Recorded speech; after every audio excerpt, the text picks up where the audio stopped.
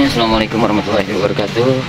Hari ini hari Sabtu malam minggu, mau coba kepoin yang lagi ada hajatan. Wah, bukan hajatan sih, ya ada acara penyebaran hajatan condet kalau nggak salah. Bagaimana, apa aja yang ada di sana?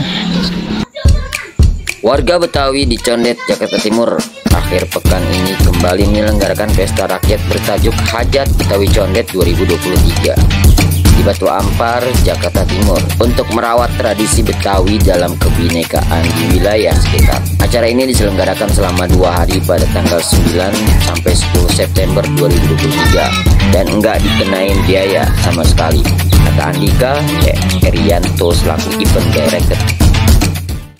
Hajat Betawi Condet 2023 digelar di kawasan Condet, tepatnya di Jalan Batu Ampar 3, Batu Ampar, Kramat Jati, Jakarta Timur. Hajat Betawi Condet, pentas tahunan yang memasuki kali ketiga, akan dimeriahkan berbagai atraksi budaya dan seni Betawi, yakni gambang kromong, tarian Betawi, lenong Betawi, dan bintang tamu band lokal Betawi asal Jakarta yaitu Biang Kerok Band. Udah siap belum nih Biang Kerok? Langsung aja kita panggilnya Biang Kerok ya, biar gak lama-lama.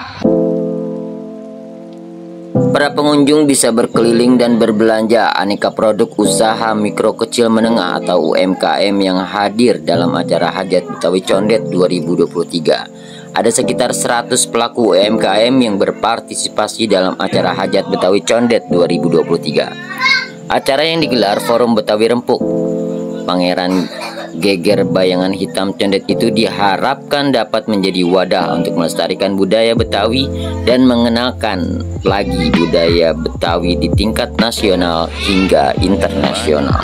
Makanan guys, terus.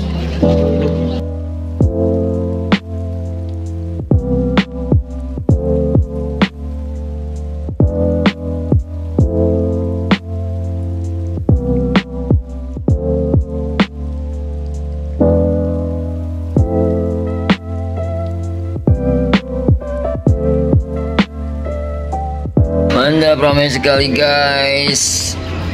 Acara malam ini hari pertama, nggak tahu besok hari keduanya apakah akan sama ramenya.